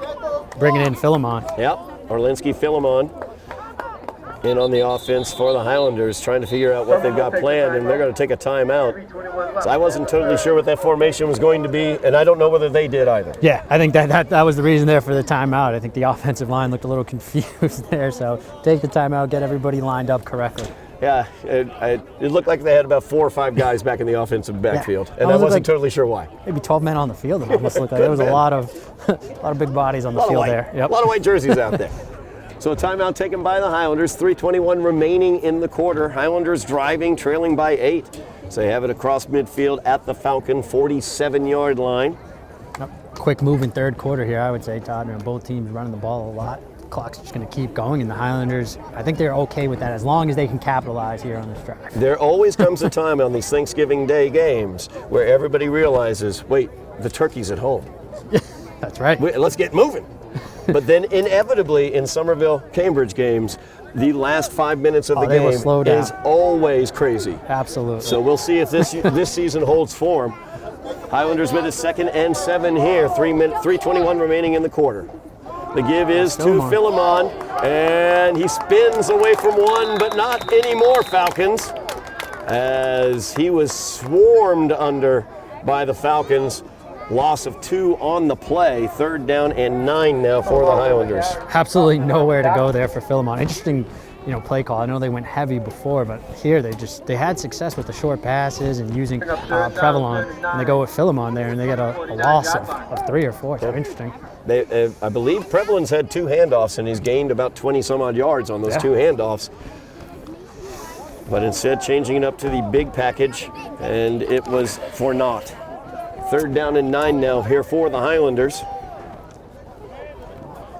Trailing by 8. Gazar in motion. Fake to him. Lopez under pressure, just gets swarmed. As 74 into the backfield. Could be a personal foul called as he threw him to the ground. That's what it looks like on number 74 for Cambridge. Yeah. Oh, actually. Intentional grounding is going to be the call. I was hopeful. Yeah, we've been a little too biased there, Todd. Yeah, I know. I was thinking the same thing. It looked like an area of roughing the passer, but the call, obviously, intentional grounding, loss of down. 4th down now for the Highlanders. So 4th down and an eternity for the Highlanders, as it is now back at the Highlander 32-yard line. If they were to go for it, they'd have to get it to the Falcon 40, so instead they will be punting, I would guess. Yep. Lopez backing up more into a punting position now. High snap. Punt is away. Under pressure. It's very high, not very long. As it gets to midfield. Couple of punts down. And that is where the Falcons will take over with 2:16 remaining in the 3rd quarter and an 8-point lead. The Falcons taking it over directly at midfield with a short field ahead of them. Yeah, it seems like all day the Falcons have had great field position. I would say almost midfield is their average starting spot. It does seem so. Yeah. Opportunity here for the Highlander defense to once again, they got to make the stop. Make a stop, get a turnover. A turnover changes this game. Absolutely, no question about it. Both teams have turned the ball over. Highlanders threw an interception on their opening drive of the 1st quarter. The Falcons threw an interception in the 2nd quarter. Both of those turnovers turned into points for the team that received them. And Falcons are going back to Christie here at quarterback. Christie at quarterback. Borinsky at the bottom of the screen, lined up as a wideout. And Christie just so tough on the interior. He's got a quick burst of speed as well, using all of that to gain the 1st down, a gain of 11, first down, I should say, on 1st down. I'm watching as Borinsky lines up down here as a lone receiver, and I'm wondering, we have a corner over top of him. Is he going to get thrown to? Yep. He does have some speed. We've seen him show some speed on some runs. Would he get thrown to if you cheated that corner and blitzed that corner in most cases? That's a good idea there, Todd. Yeah. I mean, just thinking. I think the thought process there is if you leave them uncovered, if you show blitz, then they're probably going to throw to him. Right. You're in trouble. Very true. The give is to Williams. Great job there in the Williams on the backfield. carry. Tackle by It's number Jeremiah 21, Ellie. Let's call that name out Again, again. yeah. Jeremiah Ellie came to play today. No doubt about it. Jeremiah Ellie, young sophomore out there for the Highlanders, definitely showing something out there. Really enjoy watching his game today. Yeah. Good to see that, especially from a sophomore on the Highlander team, talking about the future. Jeremiah Ellie, Jaden Prevalin, a junior, Jeremiah Ellie, a sophomore, so two gentlemen that we will get to watch moving forward, but we're enjoying what they're doing today, no question. 2nd down and 12 now after that tackle for loss. As we near the end of the 3rd quarter. And Christie will keep it. And might break this one. Oh. Running right through like a hot knife through butter until he's finally tripped up. After the 1st down, as Marvin Joseph was able to trip him up, so he gets across the 30 to the Highlander 27-yard line. See if they get one more play off here. 24 seconds remaining in the 3rd quarter. And it looks like that's going to bring us to the end of the 3rd quarter, as Falcons are in no hurry here to snap the ball. No hurry at all. Falcons coming off the field. They're going to go ahead and let the quarter expire. And that will do it for the 3rd quarter, as we will switch sides. Highlanders trailing by 8, 14-6. Falcons driving with the ball, and they will have it at the Highlander 27 when the 4th quarter resumes. So, like we were just talking about, Eddie, the Highlanders' effort has been a question mark. We've seen it throughout the season, but we're also seeing some really nice things from some of the underclassmen, some of the folks that we're going to get to see moving forward. Yep. So we get the current situation that we're in here. is not the greatest. An Owen looking at the Maul, 12 minutes away from an 0-11 season. But when you look at Orlinski Philemon, he's a junior. When you look at Jaden Prevalin, he's a junior. Jeremiah Ellie, he's a sophomore. These are guys we've been calling their names out for very positive things, some great effort plays that we've seen out there. So that's a good future that we can see possibly develop. Yeah, definitely. And I think I like the effort in the 2nd half more than I did in the 1st half. I it looks agree. like, especially defensively, they're playing with a little bit more energy out there, so I like to see that. Yep. And talk about the future, they do have some positives throughout the season, right? We saw Ellie a lot. Absolutely. We saw some playmakers there for the Highlanders, so it's definitely something to build on, even when you're staring at an 0-11 season. Well, another name we've called out a lot, not as much here in the 2nd half, but Alvin Benavides, another underclassman, a junior for the Highlanders, playing that defensive tackle position, number 65 right there, does an excellent job as well. So here we go with a 1st and 10 for the Falcons, underway here in the 4th quarter. Christie looking to get loose, and he is going nowhere. And who stopped him? Jeremiah Ellie. There you go. Yeah, Ellie coming off the edge like he always does and stopping that play in the backfield. So nicely done once again. We've seen Orlinski Philemon make that play off the edge. Now we're getting to see Jeremiah Ellie make that play off the edge as well. No gain on the play, so 2nd down and 10 for the Falcons. Highlanders, as they found themselves, throughout the season, this game's all on the defense. They need to make a stop here and give a chance to their offense. I'm thinking if the Falcons get ahead 20-6 or 21-6, the game's tough. It's tough to come back from that, especially for the Highlander offense. So a stop here is crucial. Absolutely, stop here, very, very critical for the Highlanders, already trailing by 8. As Berinsky now taking the snap, Christie at the bottom of the screen. Berinsky looking over towards Christie's side, gives it to Aiden, who has the touchdowns today for the Falcons, and he is brought down quickly. Nice job there. Fedini Francois on the tackle there. Yeah, great open field tackle there, able to wrap up. It looked like, Aiden might have, if he breaks that tackle, he might be in the end zone. So nice job wrapping him up there. No doubt about it. Great job there. One-on-one open field tackle. So 3rd down and 9 is what the Falcons are looking at. This is definitive 4-down territory as well for the Falcons, so they don't have to get it all here, although I know they'd love to. Berinsky in taking the snap. Christie's at the bottom of the screen. He's the out at the near side. Yep, William Girard in the backfield for the Falcons as well. Berinsky back to pass, looking towards Christie. He is open, just Dangerous player, you've got to give him a cushion. They did just that. He made the quick turn, and they were able to get it to him right there for the first down. Pitch and catch pretty much there for the Falcons. Just run a quick hitch route for Christie, and he's able to catch that one and pick up the first down. So Falcons threatening here and trying to put the game away. Yeah, it does look like it, although, as I've noted many times, the last 5 minutes of the battle for the picket fence over history that I've seen has been, it normally gets a little crazy. But good opportunity here for the Falcons to maybe salt it away, leading by 8, and have the opportunity 1st and 10 from just outside the 10. Aiden. The give is to Aiden on the jet sweep. He's going for the corner. Looks like he has it, and he gets the Falcon touchdown. As Aiden, I believe that's his third of the day. I believe so. I think he has all 3 scores. 2 receiving and now 1 rushing for Mr. Laban Aiden.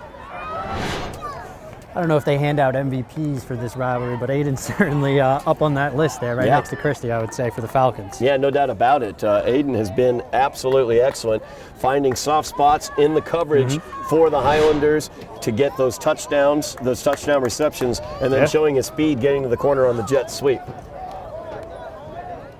Snap is good, but the Highlanders are able to block it. Good penetration there for the Highlanders. It looks like Tenzin Gazar got his hand on it there. So that makes it a 14-point game. 20-6 is the score. 9:39 remaining in the game. It's a large mountain that the Highlanders see in front of them. Yes. But heck, their name's Highlanders. Come on, let's get up over that mountain. That's what I say. Hey, they're not dead yet. There's still plenty of time to play here for the Highlanders. As you mentioned, 20-6, 2-score game.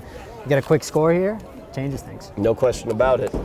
Highlanders do have offensive playmakers. Ginsley Lewis out on the perimeter, always dangerous. Tenzin Gazar has the Highlander touchdown today. Fidindi Francois, we've seen how dangerous he can be throughout the season. And I want to throw in Orlinski Philemon has only run the ball 1 time. We saw Orlinski get a 98-yard touchdown. We've seen it before, yep. So, just saying. Some people could bust some things. And don't forget about Jaden Prevalin and Jeremiah Ellie as well. Prevalin out of the backfield as a running back has run very effectively the 2 times he's had the ball. And Jeremiah Ellie has not been used offensively, but definitely has brought it defensively. And I'd love to see him get some opportunities. Absolutely. Like we said, 1 play can change this entire game. Absolutely. And this rivalry normally does. So here is the kickoff. Another low kick. Highlanders tried to field it. A little onside kick action. Good job jumping on it by Gavin Fusil. Young freshman out there for the Highlanders. Heads up play, able to stop it, get them good field position once again. Hopefully the Highlanders can do something with that here. Highlanders looking at a 14-point deficit, trailing 20-6. 130th edition of the battle for the picket fence. On Thanksgiving Day, the tradition has continued. Last year, no game due to COVID. So many things thrown out of joint. It's great to be back here for the battle of the picket fence. Highlanders now looking to get back in this one, trailing by 2 touchdowns. And they're looking for the jet sweep there. Versus footing. As Richard Becky. And Becky is taken down in the backfield after reversing field there. Well read by the Falcons, but Becky did a very nice job to try to get back and did get back to the original line of scrimmage. Yeah, it could have been a lot worse there for the Highlanders. The Falcons sniffed that one out, but Becky able to get almost back to the line of scrimmage. So it'll be a 2nd and 10 for the Highlanders. Clock rolls with just over 9 minutes remaining in the game. It is a 2-touchdown deficit, so the Highlanders need to get moving the ball down the field. Matriculate that ball down the field.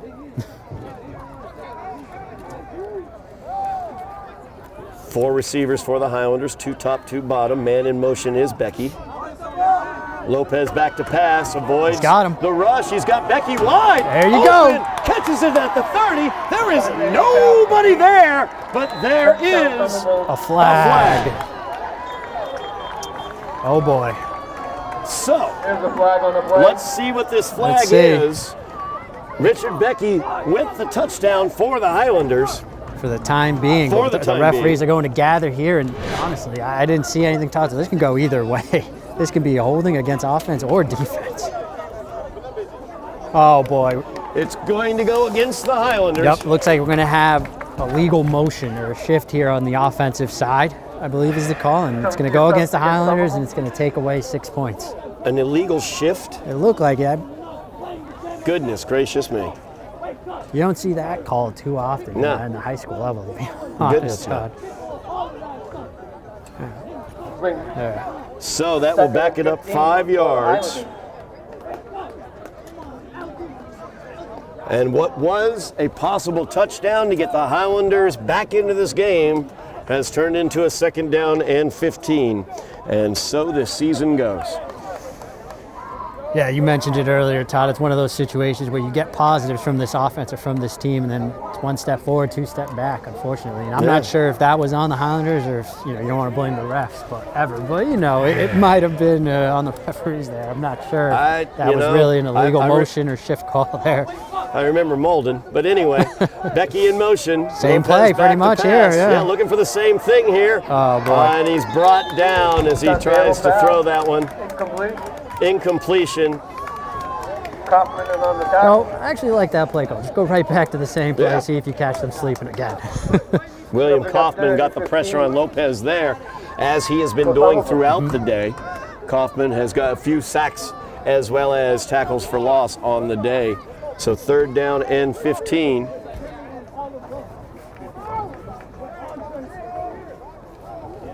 Our man on the field, Jeff Argenziano, is telling me that was called a holding penalty. Holding, okay. Because they're not facing us when they tell us what the penalty is. They're facing the press box, so we may not see it through their back. All right, thank you to Jeff. And we can't see him here on the field. He usually plays Where's Waldo with us. So. He is our man on the scene.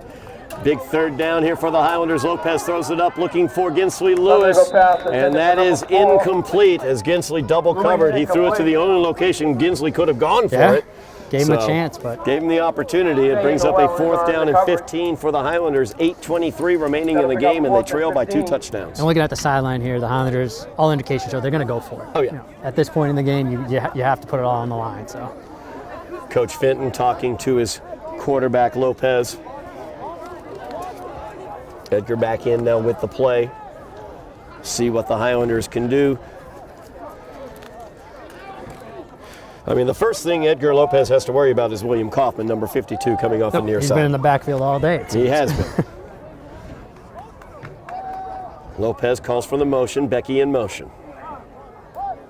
4th down and 15 for the Highlanders. Lopez rolls out, looking for Fidini Francois, and it's complete, but it is well short of the 1st down as it gets back to about the Highlander 48 where they will mark it, and that is where the Falcons will take over on downs after the Highlanders unable to get the first on 4th and 15. Yeah, after that touchdown was called back, it seems like the offense was just deflated after that one, and that ruins the drive and takes down their energy and momentum right when you think you still have a shot. Not only does it ruin the drive and take all the momentum away, and it really, it was a crushing blow to have that come back like that, but also it ruined my prediction of craziness at the end of this game. I mean, come on. It was my absolute prediction happening right in front of us, and now it's been taken away from me as well. They should have just allowed it for the viewers, for everyone watching. For everybody at home. Come on, refs. Anyway, 8:15 remaining in the game. Falcons leading by 14. Borinsky in the game at quarterback, taking the snap. Christie's at the bottom of the screen. They go down here to Aiden, and he is forced out of bounds at the Highlander 43-yard line. So a gain of 5 on that play. Goes out of bounds, pick up about 6, will be 2nd and 4. Brings up a second, we'll call it actually a gain of 6 and a 2nd and 4 for the Falcons. Clock continues to roll, 7:45 remaining in the game. The Falcons leading by 14 here. Highlanders need to make something happen defensively. Get the ball back into the hands of their offense to get closer in this game.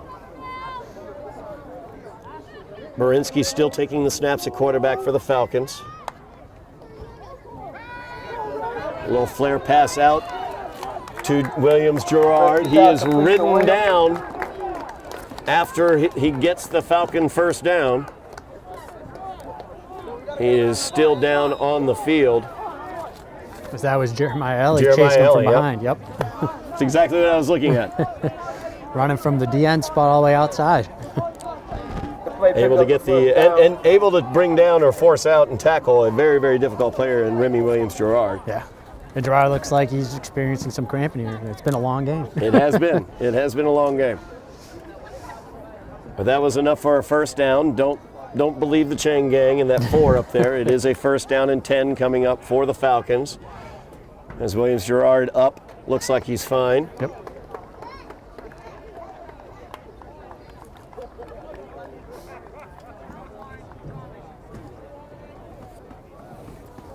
Clock continues to roll. 7:09 remaining in the game.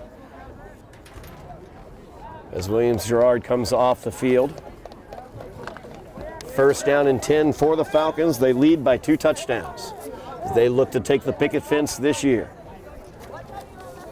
This would be, if the Falcons hold on to win this game, this will be their 2nd win in a row.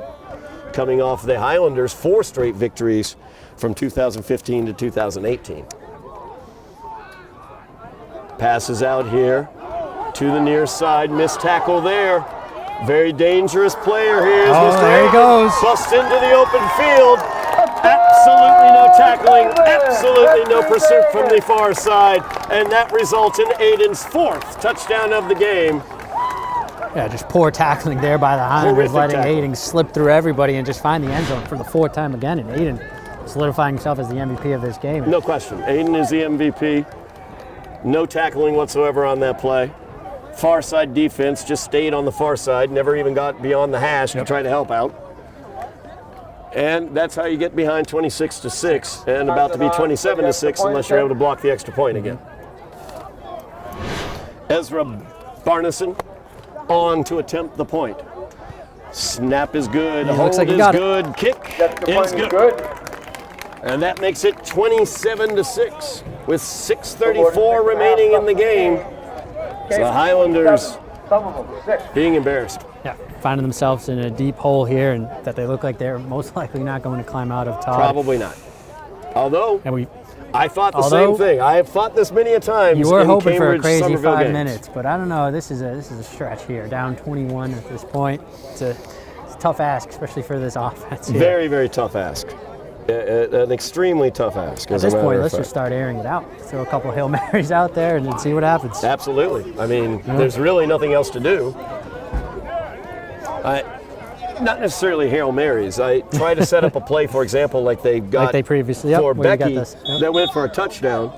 If you something to that, that get went the for a quarterback touchdown, outside. obviously it was called back by the holding, but that was not the primary receivers. It was another situation where they cleared out Yeah, a you're side right, of with the field. Tenzin Gaza. And it was just like their touchdown to Tenzin Gazar. You clear out a side of the field and then you find somebody.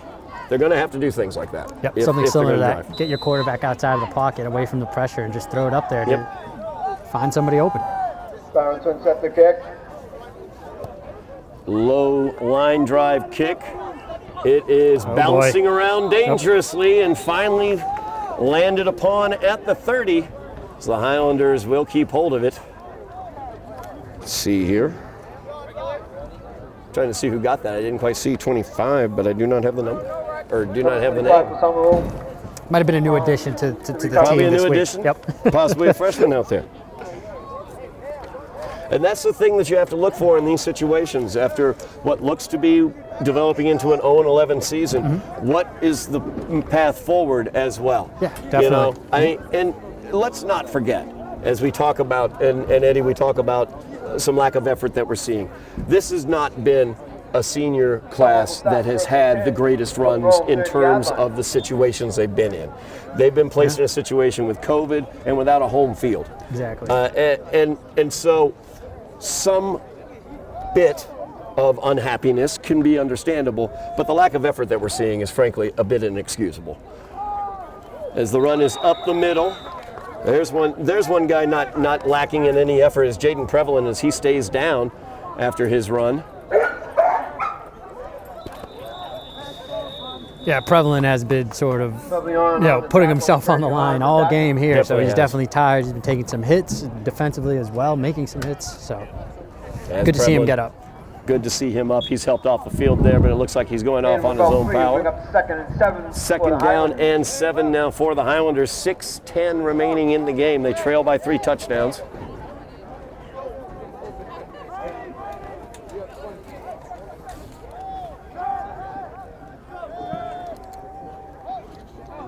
Lopez has it.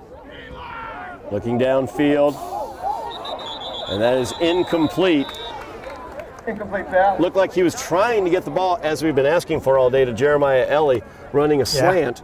And I think the second, just right before he released it, he noticed a second defender that was moving into a double team position and tried to keep hold of that ball. And didn't come out very well. Yeah. Except it did come out as an incompletion on an interception. I was about to say that. Luckily, they called that an incomplete there, not a fumble. That is true. So a third down here for the Highlanders. 3rd down and 7. On the incompletion, clock stops with 5:51 remaining in the game.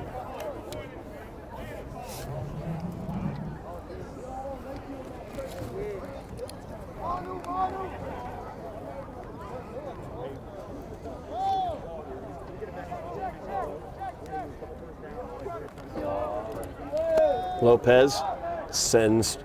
It's going to be a direct snap, actually, to Fidindi Francois. And he'll pick up the first down. It did. But wait a minute, Todd. Flag on the play. Francois. There it is, right there.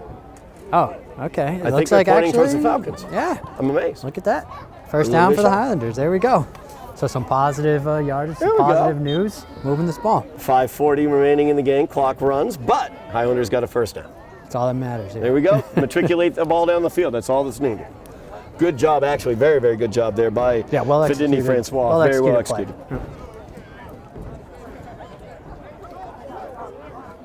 So a 1st and 10 for the Highlanders. Somerville. 3 receivers on the near side. Lopez gets it, rolling out to the far side, followed by Williams. Passes out here to Tenzin Gazar, and he's unable to hold on to it. Tough pass to hold on to, and a defender was closing in on him. Yeah, a tough one there at the angle that it was coming in. It's hard for Tenzin. And even if he holds on to that, the Falcons were all over him. Yeah, absolutely. He would have gained 3 yards on it. Yep. So a 2nd down and 10 now for the Highlanders after the incompletion. 5:14 remaining in the game.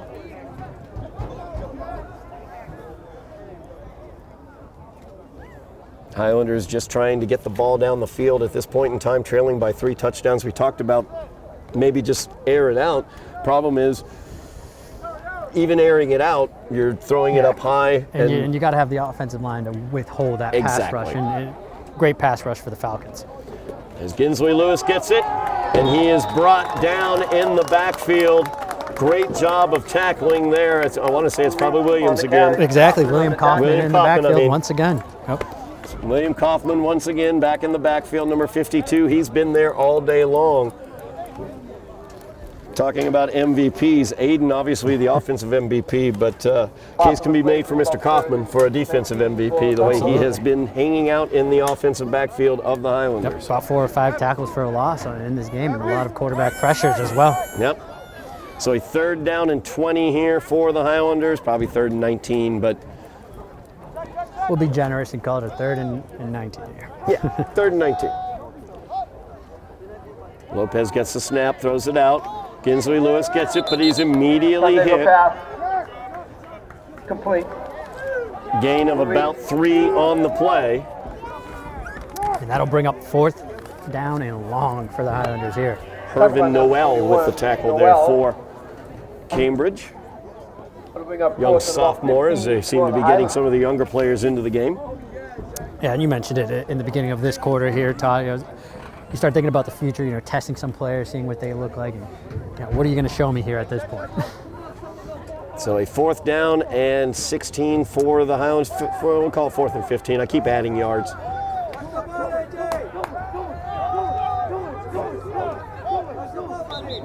And Lopez back to pass, but we have a flag on the play. Offsides is going to be called against the Falcons. So the Highlanders will get 5 yards. It'll be a 4th down and 10 now for the Highlanders as opposed to a 4th and 15. Yeah, generous of the Falcons there to help out the Highlanders a little bit. Nice. Give them a better shot at getting this first down here, 4th and 10 now. The clock should keep rolling, I believe, Todd. Here? Yeah, it should once they remark the ball, I would think. 3:37 remaining in the game. 4th and 10 for the Highlanders. There goes rolling the clock. It rolls now. Highlanders trailing by 3 touchdowns. Everybody starting to think about turkey. As the Falcons are eyeing that picket fence that they're going to keep this year. Coming off their victory back in 2019. This will be their 2nd straight victory in this rivalry. It will also be their 41st victory throughout time as Lopez throws it up. And that is incomplete, looking for Tenzin Gazar. Turnover on downs. Turnover on downs will go to the Falcons with 3:06 remaining in the game. They will take over in Highlander territory.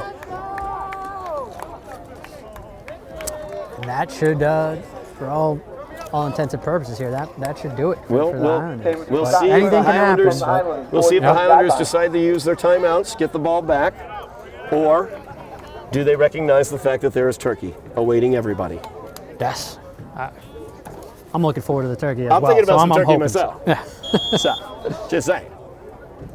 And ham. I like a little bit of ham too. Yeah. Gotta get 2 meats on my Thanksgiving plate. Just All saying. the side dishes included. As Oh, well, man. You know? Oh yeah. My aunt makes the best stuffing. I'm just saying. Can't wait. So 3:06 remains in the game. Falcons leading by 21. 27-6 is your score. As they take over at the Highlander 41-yard line. Christie gets it, hands it off to Williams Gerard, and he is running like a knife through butter. And that Williams on the knife is hot, and the butter is room temperature. Down to the 20. Picks up the first down. First down and 10 for the Falcons after the 15-yard pickup by Christie. I'm sorry, by Williams. Yep. And I was beginning to ask myself, maybe the Falcons would come out here and be generous and take a knee and just get us all. No, not in this rivalry, Todd. They want to continue to add on to their total. No question about that. 20-yard line. No victory formation for the Falcons. They are Absolutely spreading not. it out wide. 3 at the top of the screen. Single receiver is their normal quarterback at the bottom of the screen. Christie taking the snap here. Look for a run by Christie, and that's what it is. Trying to bounce it here to the left side, and he is taken down there by Richard Becky. Becky a little slow to get up after he makes that tackle at the 9-yard line. Gain of 7 on the play. Brings up 2nd down and 3 for the Falcons. 2:05 left in the game. The clock rolls.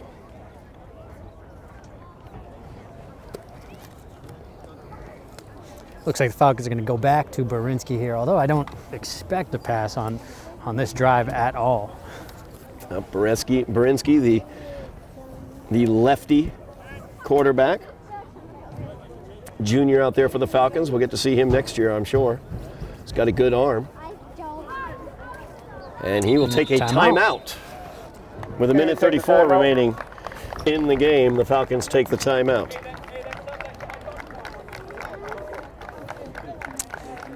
They might have heard us talking here, Todd, about Thanksgiving, and now they have other plans for us. They said, hold on. Yep, hold on. There are some hungry guys broadcasting up in the bleachers. We're going to make them wait. Just some notes of some Falcons that we will get to see play again. Aiden is a junior. Barinsky also a junior. So we will get to see them haunting our dreams next year. We'll see if the Highlanders are able to game plan a little more effectively against them next year. As Jaden has gone for, or Aiden I should say, has gone for 4 touchdowns. Yep. 3 touchdown receptions and a touchdown rush, accounting for all of the Falcons' TDs. And if I read the pattern correctly, I believe next year should be at Dilboy Stadium. It will, boy. Right? It will be at Dilboy. So hopefully some home cooking will do the Highlanders good next year, and they can take back the trophy after 2 consecutive wins, 2 consecutive years for the Falcons. We are in basically an era of quatrains in the rivalry as the Falcons won it 2011 through 2014, Somerville the next 4 years, 2015 to 2018, and now the Falcons are going to take 2019 and 2021. Making their run. New quarterback in the game, new running back in the game. Number 35 is the running back. That is Devin Williams-Leonard, young sophomore New quarterback in the game is number 15. That's Dante Howard. He is a young freshman out there. Yeah, so the Falcons putting in some of their younger freshman players here and just giving them a chance on Thanksgiving. Why not? Yeah, absolutely. Got the first down on that carry. First and goal now for the Falcons. Minute 2 remaining in the game. The clock is rolling. See if they get another play off. Dante Howard, young freshman out there, calling out the signals for the Falcons. I believe this will be the last play of the game. Then after this, the clock will probably just run. Gonna snap it with about 35 seconds left. The give is to Evan Tang, and Evan fell over a yard line. He got a little too excited. He saw the end zone there. He saw the end zone. Evan, a young sophomore, was excited, saw the end zone, and didn't see that yard line, jump right up and trip him. We'll see if they can take another play here. 17 seconds remaining. You know Evan would love another shot at it, but it looks like they're going to call him back over here to the sidelines and just let the game end here. So and that will do it. Yep. 27-6 is your final score as the Falcons move their record on the season to 2-9 to complete their season. The Highlanders move to 0-11 to complete their season, and the picket fence remains in Cambridge for 2021. As the Highlanders end their season on a down note, not a great note for the Somerville Highlanders throughout this season. Some brightness to pull from it. We see some youth out there really doing a good job. We see Orlinski Philemon a good game, Jaden Prevalent a good game, Jeremiah Ellie a good game, and Alvin Benavides a good game. All of those young men, juniors and sophomores, who we will get to see playing moving forward. Looking forward to that. But in terms of the team in front of us, 0-11 season, not something to write home about. Look forward to next year, hopefully. Yeah, it's not something you want going into a season. Nobody wants to be winless, Todd. And unfortunately, I was part of a winless team at one point during my career with Somerville, and it's not great. You know, it's for the younger folks out there, the younger kids, they sit with that taste in their mouth all summer, all off season. So hopefully this hits them hard, this affects them, and they come out hungry and ready to go and show that effort next season. That's all we can hope for. You can hear the excitement from the Cambridge players. Hopefully the Somerville players seeing the excitement, seeing that picket fence come out, and the fact that it is in Cambridge's possession drives them a little bit more for next season, and we get a little more effort, a little bit more execution from the Highlanders for next year. But we're going to look forward to next year. Some bright spots ahead hopefully for the Highlanders, as that's going to do it for us here today. The 130th battle for the picket fence here at Russell Field in Cambridge. The Falcons come away with the victory, 27-6 over the Highlanders. Thank you very much for watching on this Thanksgiving battle.